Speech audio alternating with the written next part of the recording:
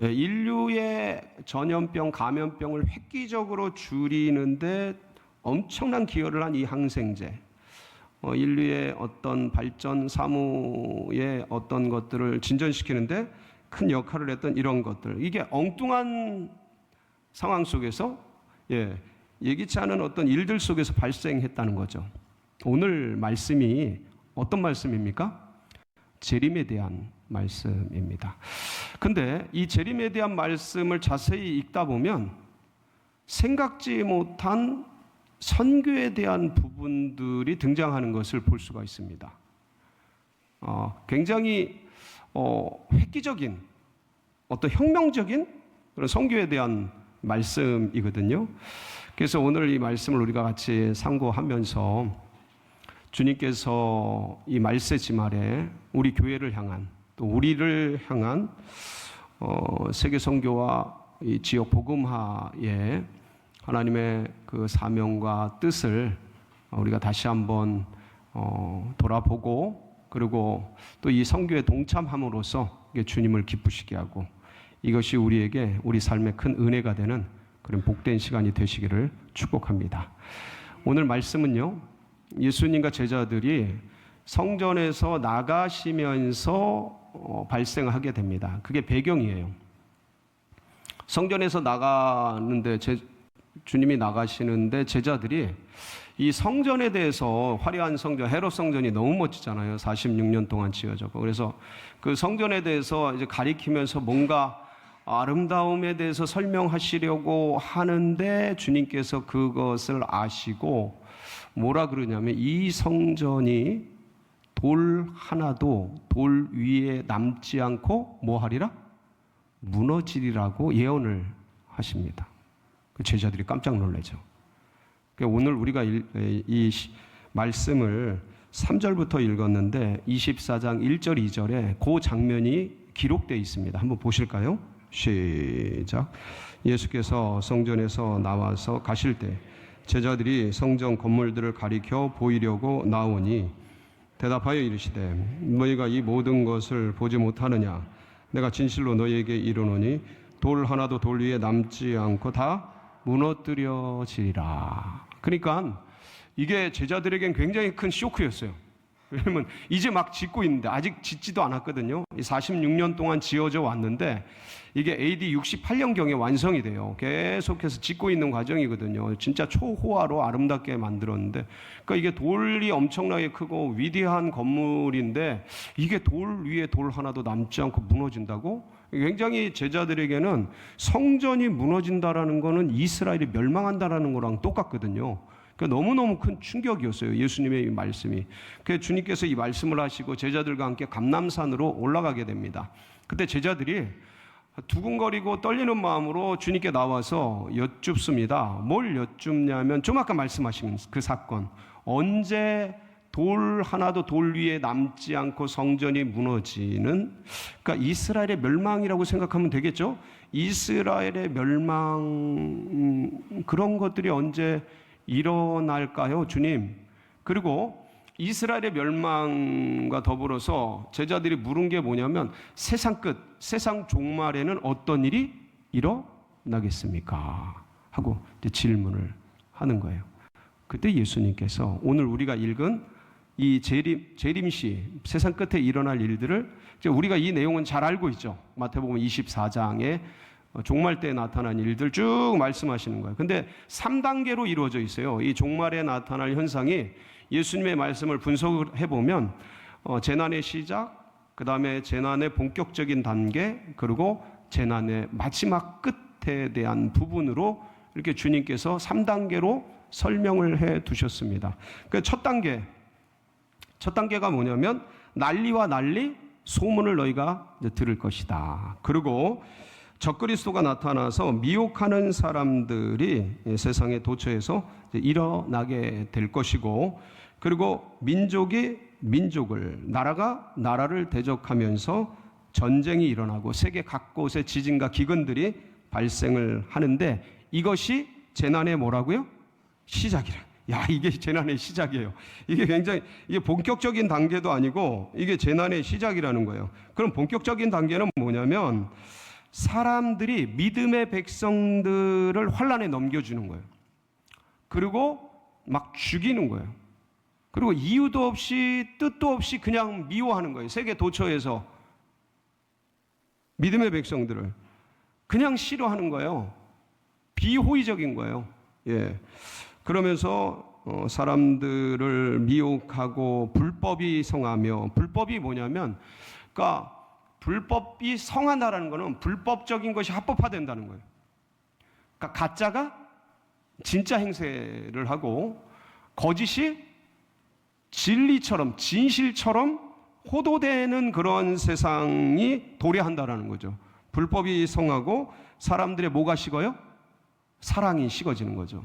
사랑이 식어지고 냉랭해지고 각계 각자 공동체성이 사라지고 각자가 각계 전투를 하면서 이 파티션화된 자기 세계 속에서 살아가면서 그렇게 이어지는 세상이 도래한다라는 그러한 때가 이제 본격적인 재난의 단계라고 합니다. 지금 어떠세요? 그런 때 같지 않습니까?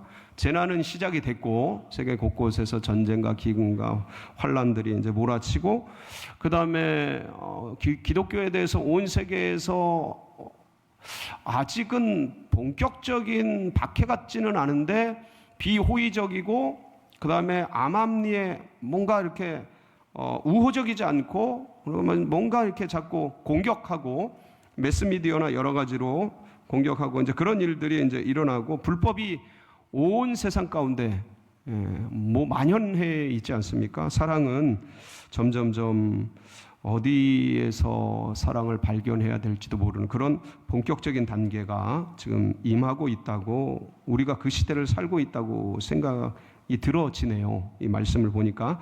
그런데 이것도 세상 끝은 아닌 거예요. 세상 끝은 언제 세상 끝이 찾아오는 거예요? 오늘 14절 말씀인데 한번 14절 말씀 어떻게 해야 세상 끝이 되는가? 시작. 이 천국 복음이 모든 민족에게 증언되기 위하여 온 세상에 전파되리니 그제야? 저는 이게 너무 신기한 거예요. 너무 놀라운 거예요. 그러니까 지금 막 재림에 대해서 설명을 하고 계신 거예요. 그리고 제자들도 재림에 대해서, 세상 끝에 대해서 물어봤어요. 종말이 언제 옵니까? 그런데 놀랍게도 주님은 세상에 이런 끄트머리에 일어날 일들에 대해서 막 설명하시면서 이것도 세상 끝은 아직 아니다. 세상 끝에 일어날 일이 뭐냐면 세계적인 선교 대부흥이에요. 이게 놀라운 거예요. 그러니까 이런 핍박과 고난과 어려움들이 있는데 믿음의 백성들이 세계 선교를 완성하기 위해서 온 세계 가운데서 일어나는 거예요. 그리고 세상 끝까지 뭘 전해요? 말씀을, 복음을 전하는 거예요. 그때 뭐가 와요? 세상 끝이, 재림이 오게 된다는 주님의 말씀이에요. 그러니까 세상 끝과 재림은, 세상 끝과 복음 전파는 필수 불가결하게 연결되어 있는 거예요. 그러니까 주님의 재림과 세계 선교는 아주 필연적으로 맞물려 있는 거예요. 서로 끊을래야 끊을 수 없는 관계 속에서 연결되어 있는 것이죠. 그리고 보면 주님께서 인류 구원의 시작과 끝, 그러니까 끝뿐만 아니라 끝이 선교와 연결된 것뿐만 아니라 시작도 세계 선교와, 즉 선교와 긴밀하게 뗄래야 뗄 수 없는 관계 속에서 연결되어 있다라는 것을 우리는 말씀을 통해 이제 보게 됩니다. 어떻게 연결이 되어 있냐면 첫 번째는 하나님이 선교사예요. 하나님이 선교를 시작하셨어요. 이걸 미시오데이라고 하는데, 이 미시오데이가 뭐냐면 하나님의 선교예요. 여러분, 누가 선교를 계획하고 누가 선교를 시작하냐면 누가 하셔요? 하나님이 하셔요. 하나님이. 그래서 선교는요, 인류 구원을 향한 하나님의 첫 도구예요. 기발하신 하나님의 어떤 섭리죠. 그래서 생각을 정리해 보면, 자 보세요. 재림이라는 것은 초림의 없이는 일어날 수 없잖아요. 그렇죠? 그러니까 초림이라는 게 결국은 초림이라는 게 주님의 첫 임재인데 재림은 다시 오신다는 거잖아요. 그러니까 재림은 초림 없이 이루어질 수 없는 거예요. 그럼 초림이 뭡니까? 그러니까 초림은 하나님이 이 땅에 찾아오신 사건이에요. 그러니까 죄에 빠진 인류를 구원하기 위해서 주님께서 이 땅 가운데 독생자를 보내시죠.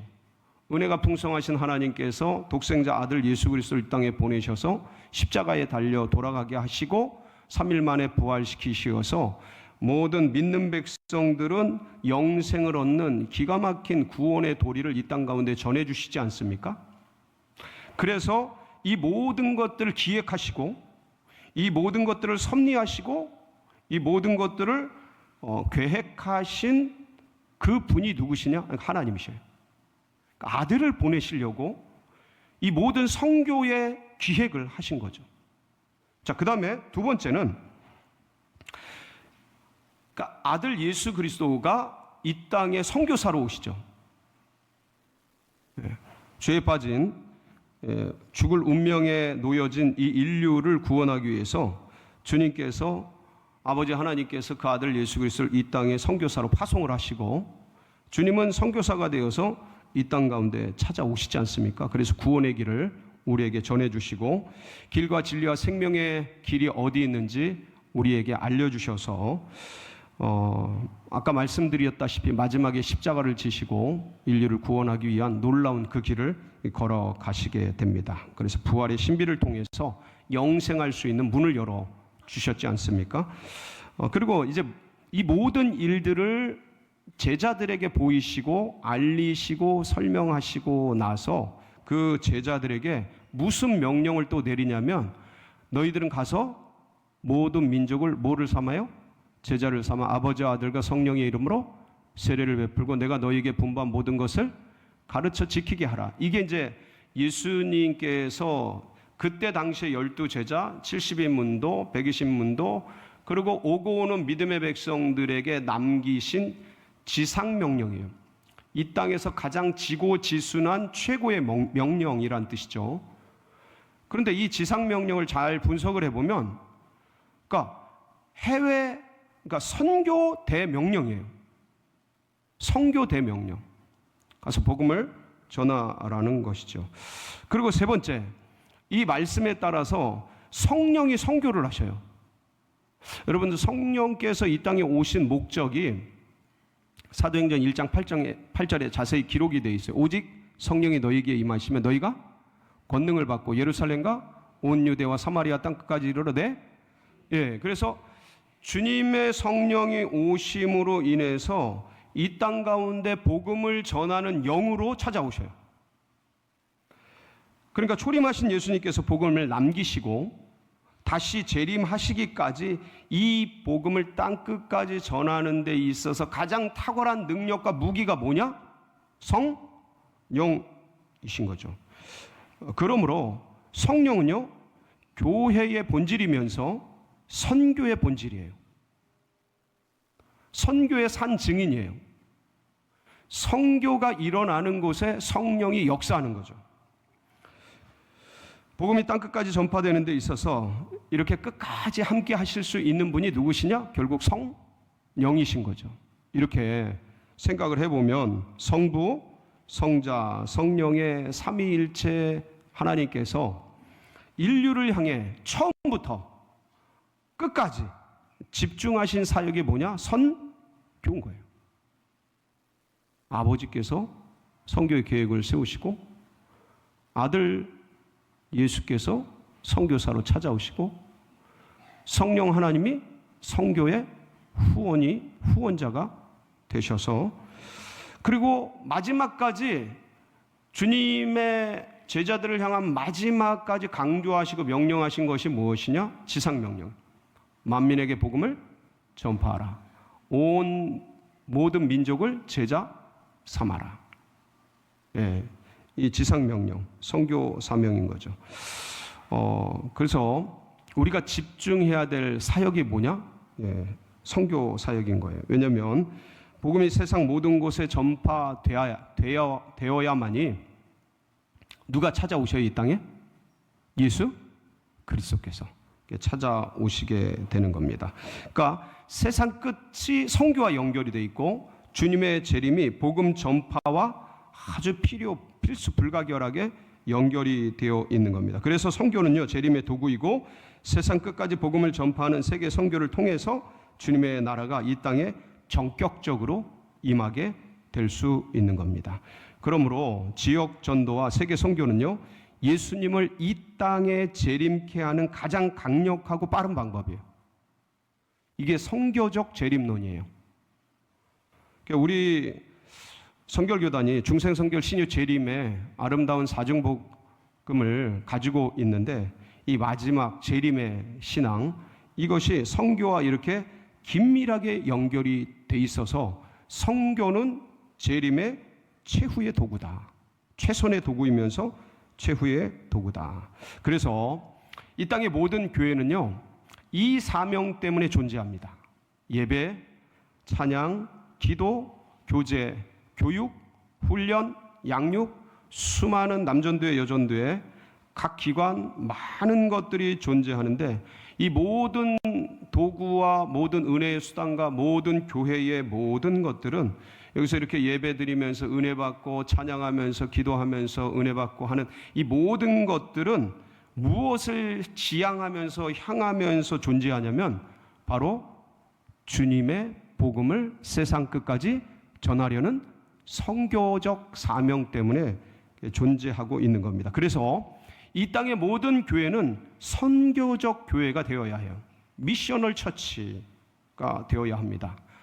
이 말씀은 세상의 모든 교회가 존재론적으로 선교적이어야 한다라는 의미는 이 땅의 모든 성도는 존재적으로 선교를 지향하는 존재여야 한다라는 말과 동일합니다.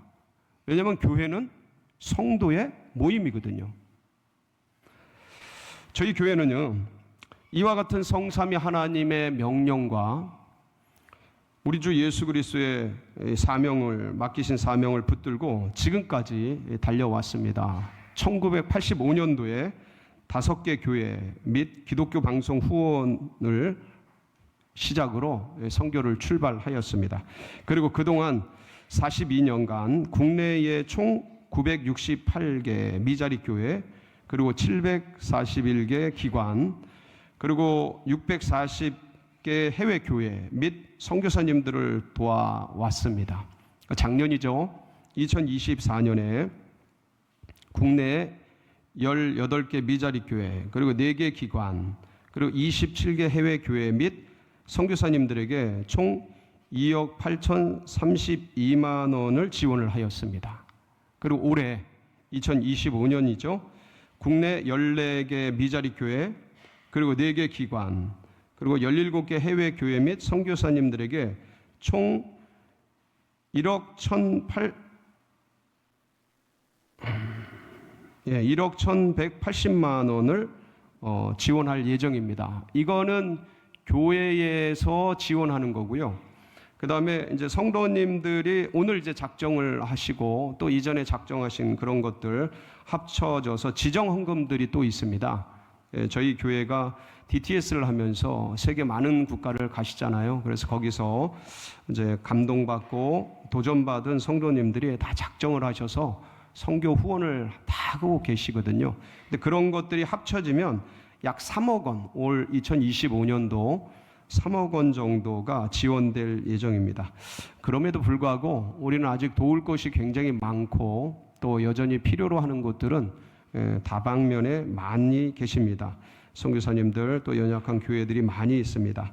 그래서 여러분들께서 함께 작정하시고 기도해 주시고 함께 후원해 주시고 참여해 주셔서 우리가 할 수 있는 그 선교 사명을 잘 감당하기를 원합니다. 그리고 아까도 말씀을 드렸는데 저희 교회는 2001년부터 지금까지 JDTS를 통해서 세계 각처에 복음을 전하고 있습니다. 약 18주간 훈련을 하고 1주간 선교 사역을 다녀오게 됩니다. 그래서 그곳에서 하나님의 잃어버린 영혼들을 향한 마음들을 배우고 그리고 선교 지역이 말로만 듣던 귀로만 듣던 그 선교 사역이 어떠한 것인지를 가서 발로 밟고 현장을 보고 실습을 통해서 이제 배우고 익히고 알면서 선교의 눈을 뜨고 함께 기도하면서 후원하는 마음을 심는 그런 일들을 해왔습니다. 지지난주였죠. 지지난주에도 저희가 44기 JDTS가 말레이시아, 라오스, 인도네시아 이렇게 세 개 국가에 가서 선교 사역을 감당하고 현장 실습을 하고 돌아왔습니다.